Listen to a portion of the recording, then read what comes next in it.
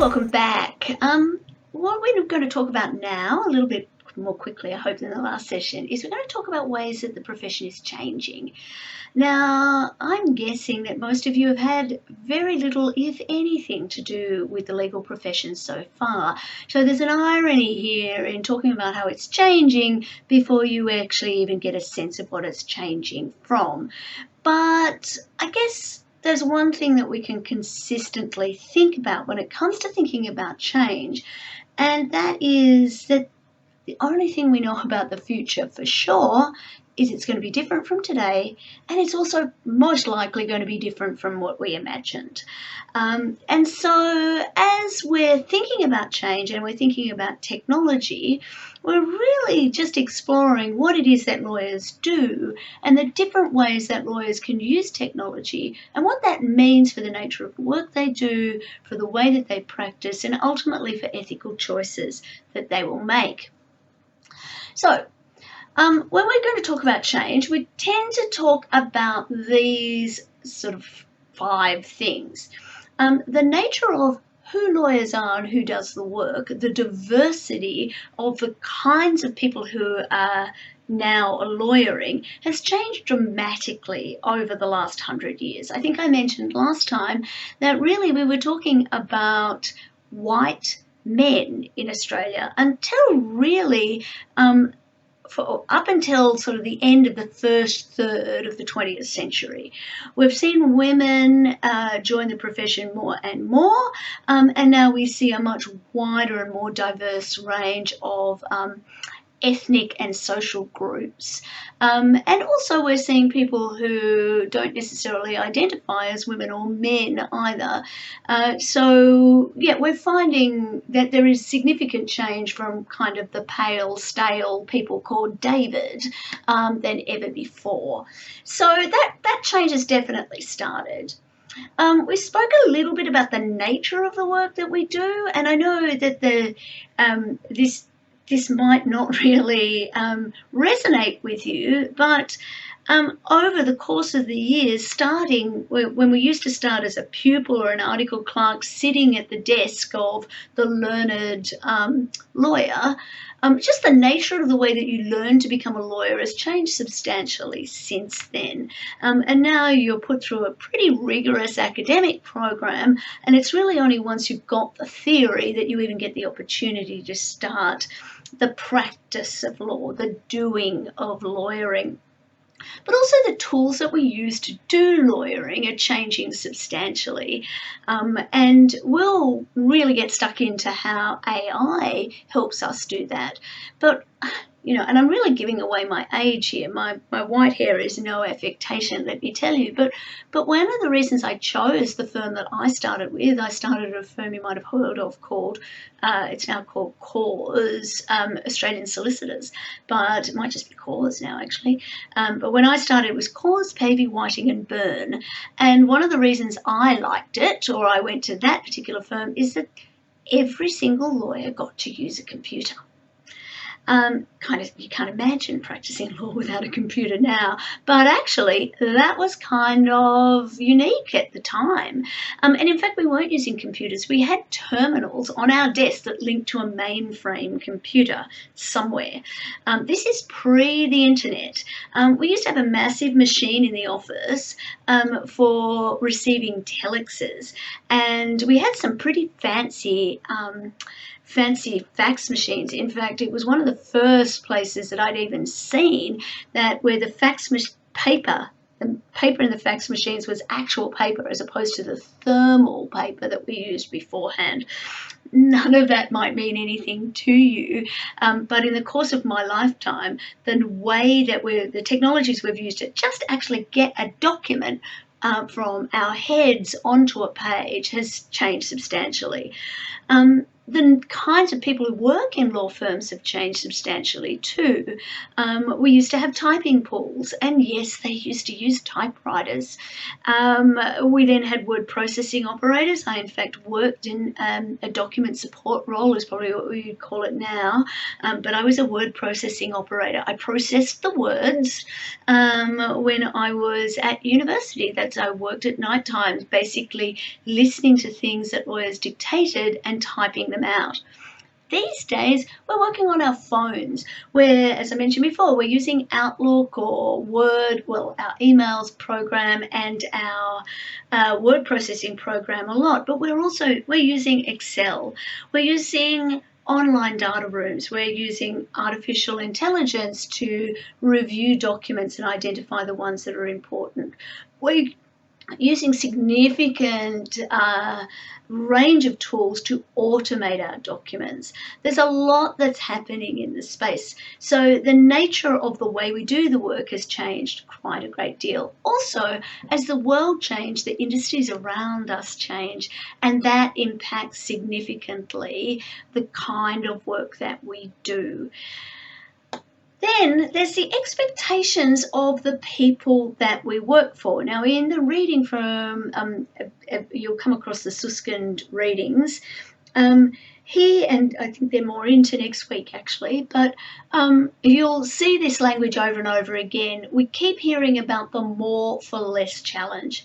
Our clients, the people who use legal services, whether that's in corporations or just clients who come to the firm, they have significantly greater expectations of us. The best way I can explain that in a sense of change is, again, I'll refer to my own practice. When I started at a law firm, one of the things that would happen very early every morning is that the clerks, so they, similar to what we might call a paralegal today, would usually on their way to work would collect the mail. And then they would go into a boardroom, and there would always be two clerks who would sit together to open the mail, and they would open every letter and they would keep it in a registry. And if there were any checks, you might need to look up what a check is, but checks are how money changed hands when you didn't use cash and there was no such thing as an electronic transfer. So the checks, which is basically a contract that requires the bank that it's issued by to transfer money from the person who signs the check's account over to the account of somebody else. So they're very valuable things. They would all be counted and allotted, and some would be put into to be ready to be filed in the trust accounts. Others would be banked on account of the firm, and we'll talk about that kind of accounting when we get a little bit further along.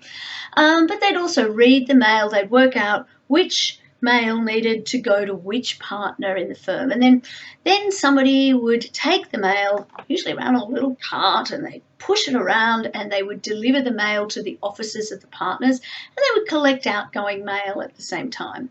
And then the partner would read the letter with the request, and usually they would sit back and sip on their coffee or their tea, most likely instant.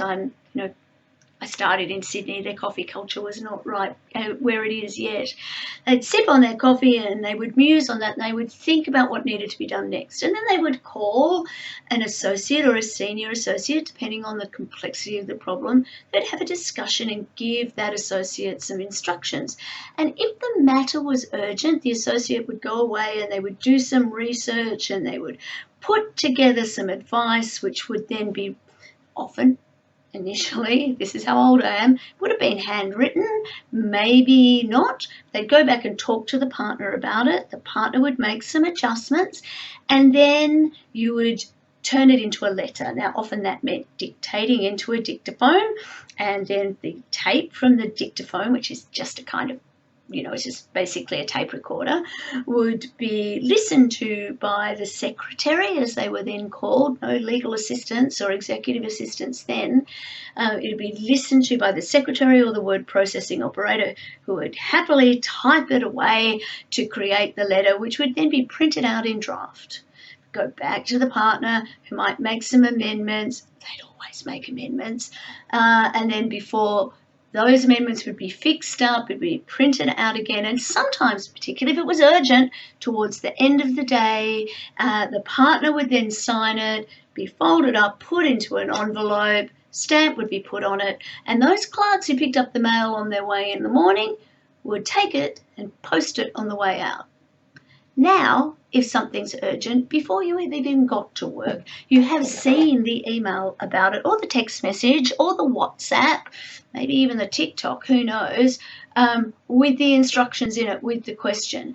And you are expected to be able to respond absolutely straight away. There isn't any of that thinking time anymore. Now, clearly, good lawyers will stop as much as they can and say, okay, what do I need to do here? Where are the risks? What do I need to do next? And one of the things you'll hear me say over and over again in this course, the difference between a good lawyer and a great lawyer is a good lawyer might have the answers like this, but a great lawyer will hold back on giving the answers because they want to be sure you're asking the right questions first. It's easy to find the answers. In fact, technology has really helped with that. What is difficult is to work out what the questions are. So when I started, one of the barriers to entry to becoming a lawyer was having access to information. Like, what is the law? It used to be in bound books, leather, covered, and they were very expensive.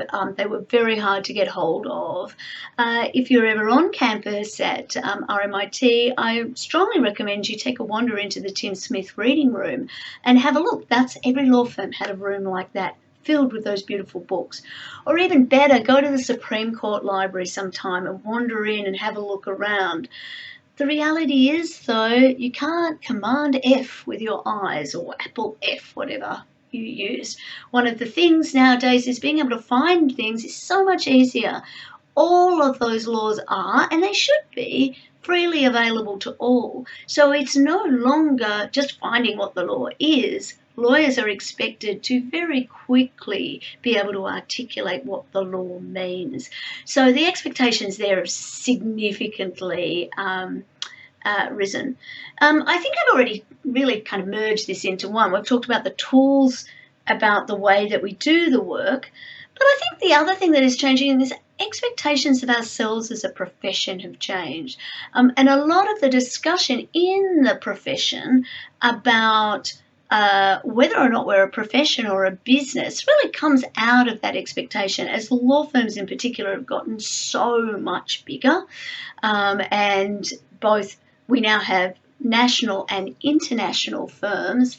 So the structure of legal practice and the business of legal practice has changed significantly.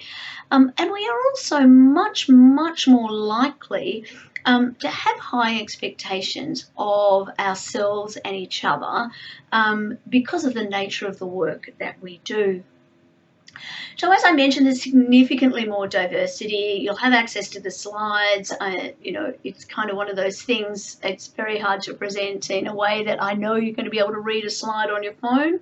But I think it's probably interesting for you to know that the blend of that Anglo-European or Western European ancestry, where, 50 years ago it was predominantly pale, stale white men. We're no longer finding that. And don't get me wrong, I love the pale, stale white men. Many of them have been mentors to me and guides to me along the way. But the thing is, we know that we look after a community that isn't just all middle-class white guys. And while there is a place for middle-class white guys, there is also a place for Aboriginal and Torres Strait Islanders, for example.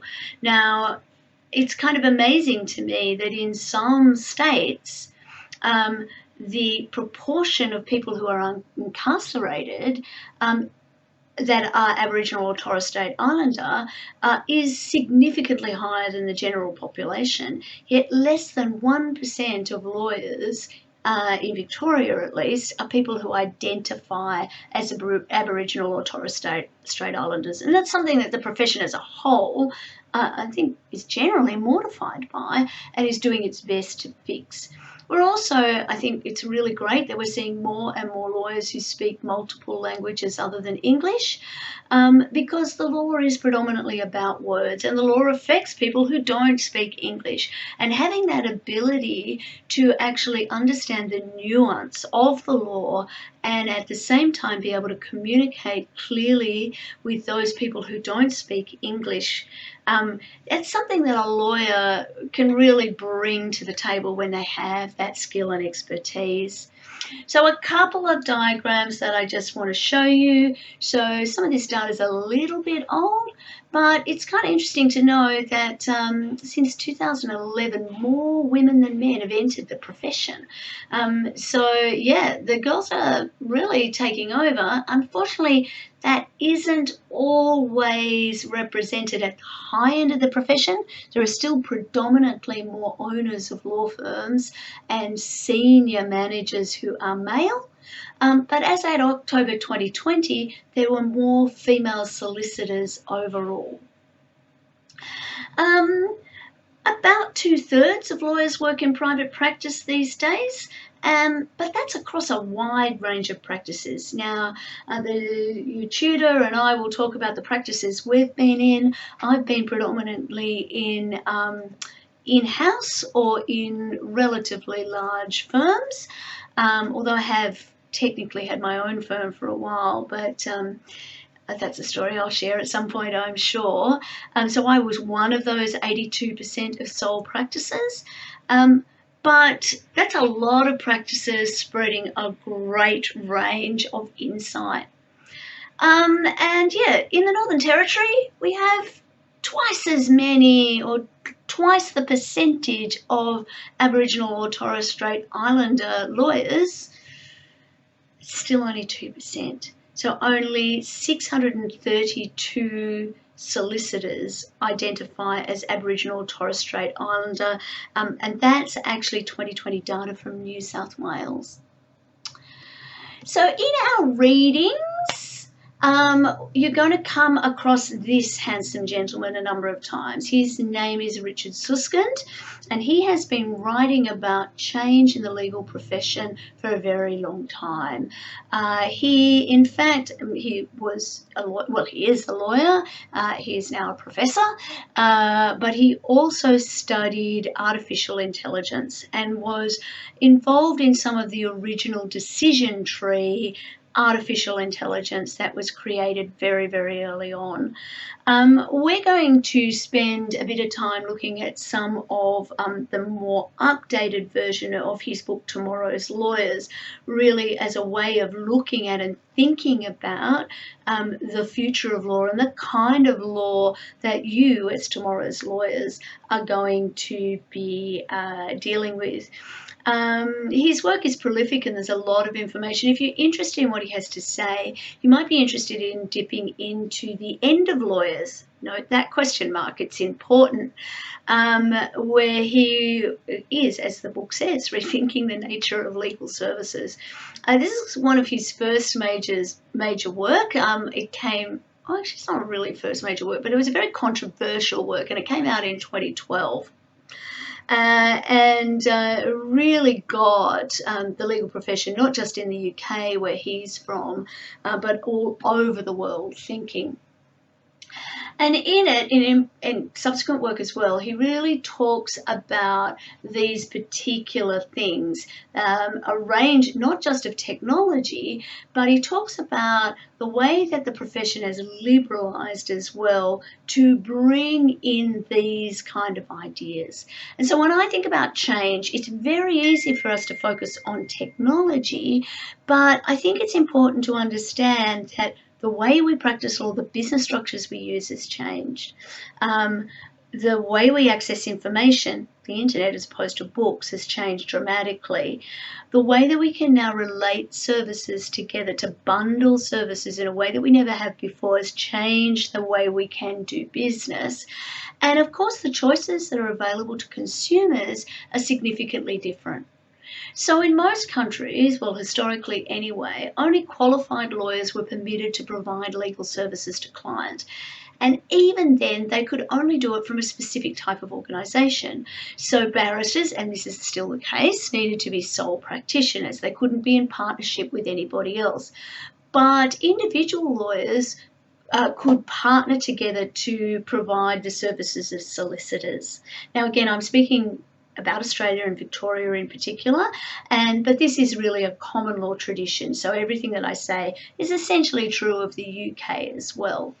Now, thinking behind that is that it was also about professional liability. And so lawyers, even though there are rules, and we'll talk about them, about suing lawyers, when they can be sued for negligence, but also particularly for barristers, why there are limits on when they can be sued for improper services. I think the thinking behind this was we need to structure people so they can't hide behind. They structure the businesses so people can't hide behind that corporate veil. So there are a whole lot of laws and regulations that clearly stipulate who can be a lawyer. We discussed these in the previous video. Who can run and own a legal business? Only qualified lawyers can own an independent legal practice, and what services they can provide. Legal services, whatever they are. So over the recent years, though, the legal specialists don't really provide let me start that sentence again. I do this thing occasionally where I start reading off the slide or my note and it doesn't make sense because I don't write a script for these things. The thing is, there wasn't a lot of choice for consumers of legal services. Some people need very specific services, others did not, but the nature of the way the profession was regulated made it very difficult for people to know what they needed, what the pricing would be, and what their options were. So in response to those kind of criticisms and the shortcomings of the professions as it was really structured at the time, well, there have been a number of calls for reform, and this in particular has been to broaden the kind of scope of services that may or may not fall into that definition of legal services. So conveyancing is in particular the one that's probably been the most hard fought, and now there is no longer any need to be a lawyer to do conveyancing services. There are a whole lot of other things. So for example, incorporating or registering a company, that's often been seen as being legal work, where really it's just actually filling in forms. And it's something that there are many now online providers that will allow you to fill in the form yourself and then will interface with the regulator. In Australia, that's ASIC, the Australian Securities and Investment Commission, to create a company. There are also many online platforms now that will deliver basic, what I would call legal documents, template contracts, assignments of copyright, that kind of thing, where you can actually assemble the documents online by filling out the forms without getting any legal advice. So you don't no necessary advice about the structure that you're creating or the suitability of that document for your needs or otherwise.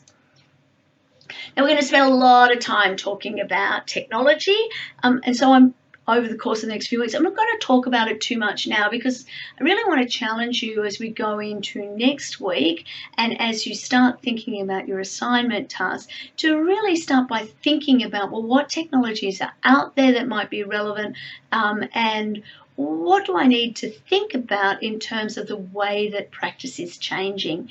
Take some time to have a look, see what law firms say about technology and the way that they act themselves. So there's two sides to technology. There's many sides to technology, really, but we're going to talk about technology here in terms of the way that we use technology to do legal work, but we're also going to talk about some technologies that lawyers need to know about because they need to advise in relation to their use. And because this subject has a real focus on ethics, we're going to think a little bit about the ethics of some of these technologies. So when we're thinking about the way we do legal work, incorporating technology within legal work helps us to address a range of different drivers of change. Technology can allow certain processes to be streamlined, to reduce costs for clients, and to aid in the evolution of legal services. In my day job at Hall & Wilcox, I spend a lot of time thinking about how we can automate or simplify the process to free up lawyers to be thinking about the hard stuff, the legal issues, rather than cutting and pasting to produce documents that are 95% similar each time. By implementing technology within the legal profession, processes which used to be manual, for example, drafting an employment contract, can be done online with the assistance of artificial intelligence as well. This is all about streamlining, cutting billable hours, and really making the delivery of legal services more effective. Most people think that technology will inevitably aid in the standardization and systemization of services, which can in effect feed the externalization of services. In other words, we can start to pull out things that can be systematized and say, okay, that's no longer requires legal work. That's the base work. And when you need the advice about it, you can come to a lawyer for the more specialized advice. And I think this is going to be a really interesting and important transition, and something that's really going to affect your lives as lawyers as you move forward. Now, I mentioned a couple of times that there is an ongoing debate about whether or not law is a profession or a business. I actually think both can be true, and we are in the business of being professionals. So I think it's worth just highlighting that. You can have your own view. There's plenty of materials in the readings to digest in relation to that. And I think the Law Council report is probably a great place to start. In the next session, I'm going to talk a little bit about how the profession is regulated, and that will be all that we have time for this week.